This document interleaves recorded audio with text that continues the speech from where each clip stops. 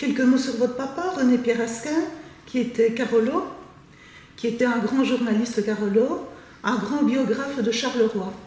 Mon père, effectivement, est un régent dans le germanique, mais qui n'a jamais enseigné qu'un an, qui était passionné par le journalisme et il a exercé pas mal de responsabilités dans le monde de la presse. Ouais. Il a été directeur général du journal Indépendance notamment, tout en étant collaborateur pour le Hainaut de la dernière heure, et il était chroniqueur à l'hebdomadaire Pourquoi pas pendant une vingtaine d'années. Donc c'était un homme très actif. Ce que je trouve curieux, c'est que en fait, l'Indépendance de Charleroi, c'était en fait le journal de la FGTB. Oui, tout à fait. Donc c'était en fait des socialistes. Était plutôt libéral et le Pourquoi pas était, enfin, libéral. Je vais dire, le libéral neutre tapait un peu sur tout le monde. Je rappelle que jusque-là, il était en quelque sorte le rédacteur en chef du journal Indépendance, qui est racheté par les syndicats socialistes de Charleroi. Mais à ce moment-là, il est aussi en même temps chargé, j'allais dire, des relations financières et publicitaires du journal de Charleroi, qui va très mal. Nous sommes à la fin des années 60.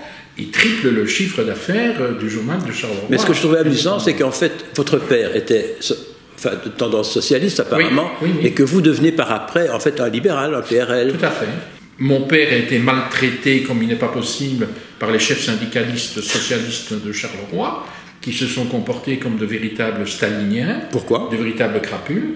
Mais mon père gagnait beaucoup d'argent, il avait triplé, comme je le dis, le chiffre d'affaires, et donc à 2 reprises ils ont diminué son traitement, et une 3e fois, comme ils l'ont mis simplement dehors pour une faute grave qui n'existait pas. C'est pour ça que vous êtes devenu libéral? Mon père est allé dans les tribunaux d'ailleurs, il a gagné. Ils ont dû lui verser une solide indemnité. Nous sommes à ce moment-là aux environs de 1970-71. Moi qui m'étais inscrit aux étudiants socialistes de l'ULB en 62-63 quand j'étais étudiant, j'en avais été exclu pour individualisme. Donc j'étais sans parti dans les années 60, plus ce qui arrive à mon père, je vous avouerai que ça m'a totalement guéri du socialisme. Maintenant, après votre père, dans l'histoire de la Wallonie fédérale, vous apparaissez de manière de plus en plus évidente, également en tant qu'historien. Ben, l'historien, c'est ma formation. Et à l'ULB, j'ai pris en main l'Institut d'études d'histoire du christianisme pour en faire un institut d'études des religions et de la laïcité que j'ai dirigé pendant 20 ans en mettant l'accent sur la diversité religieuse, en faisant donner des cours sur l'islam, les polythéismes anciens, le judaïsme, etc., qui est la première encyclopédie de la Wallonie, qui va paraître vers 73, 74, 75, qui va être épuisée, rééditée, etc., puis qui aura... Moi, je m'intéresse essentiellement aux aspects économie, société, histoire politique, et alors la maison d'édition décidera de confier tout ce qui est art, culture. Il y aura 8 tomes, je crois, en tout. Il y aura 6 tomes, n'est-ce pas? Il y aura 4 tomes supplémentaires consacrés essentiellement à l'art, à la culture, et c'est notamment Madame Lejeune, la mère de Jean-Maurice de Housse, et un historien médiéviste de l'Université de Liège, Jacques Stiénon, qui dirigeront plus spécifiquement cet aspect-là. Monsieur Asquin, quelques mots sur le fédéralisme. Écoutez, moi, ma vocation fédéraliste, elle est née dans les années 60, quand j'étais étudiant à l'ULB et qu'il y avait la grande grève de 60-61 et que j'assistais au désastre économique en Wallonie. Ça m'a beaucoup marqué. J'ai des étudiants à l'ULB. Je remarquais d'ailleurs que la plupart des étudiants bruxellois que je fréquentais, de même que la population bruxelloise, restaient parfaitement indifférents. S'en fichaient, quoi. Au sort de ce qui se passait en Wallonie. Moi, mon grand-père et ma grand-mère paternels ont été mineurs, métallurgistes, briquetiers. Donc j'ai tout de même vécu aussi dans les corons ouvriers quand j'allais les voir, par exemple à Montigny-sur-Sambre. Donc ce sont des choses qui m'ont marqué beaucoup. Et donc j'ai eu la conviction, effectivement, que il y avait des choses qui devaient être absolument changées, que voilà, il fallait modifier certaines structures de l'État belge. Deuxièmement, j'étais à Bruxelles au moment des premières grandes manifestations au début des années 60 sur le thème Brussels Vlaams, par exemple. Il y avait 100 000 Flamands dans les rues de Bruxelles. C'était les débats sur la frontière linguistique, sur les fourrons, etc.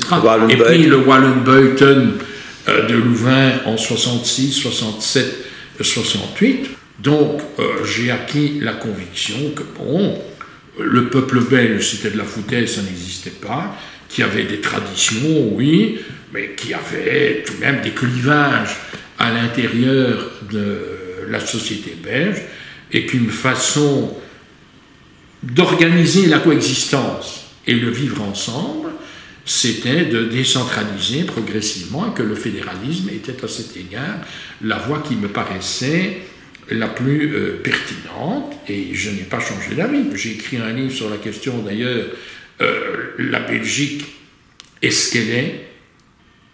Mais elle est très démocrate, la Belgique. Il y a, je trouve, un esprit citoyen qui est extrêmement grand. Parce qu'en 50 ans, la façon dont la Belgique a vu ses structures modifiées est exceptionnelle. Je rappelle que cela s'est fait sans révolution, sans guerre civile. Il n'y a pas eu d'assassinat. Il n'y a rien eu de tout cela. Et donc, ça montre tout de même un grand sens de la responsabilité, et que le monde politique belge, en accord avec ses citoyens, a tout de même acquis un art de la négociation et du compromis qui est extrêmement développé. Alors, est-ce que cela facilite toujours la gestion?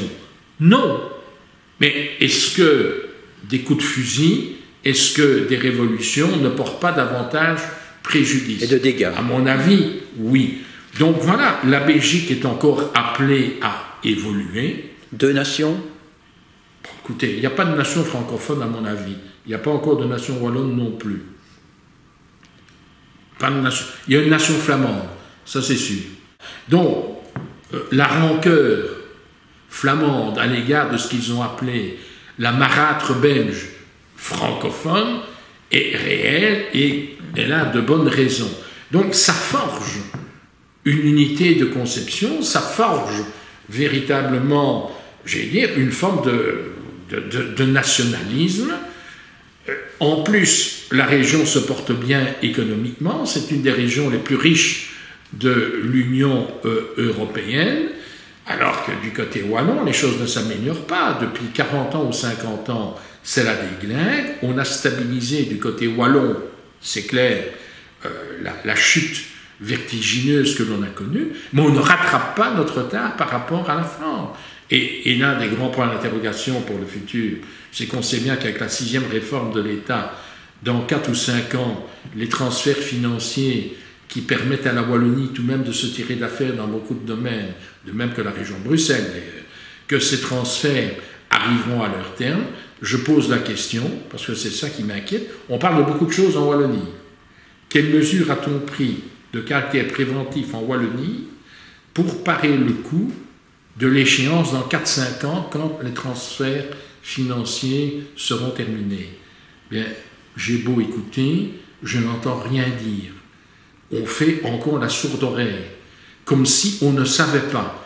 Ça veut dire que, je devine la situation, dans 5 ans, les Wallons et les Bruxellois vont à nouveau mendier de l'argent, et la contrepartie, ce sera de continuer à déshabiller l'État national et à renforcer par conséquent, je vais dire, les demandes d'autonomie plus grande, voire d'indépendance de la Flandre. Mais ceci, c'est encore un processus, j'en suis convaincu, qui va durer quelques dizaines d'années.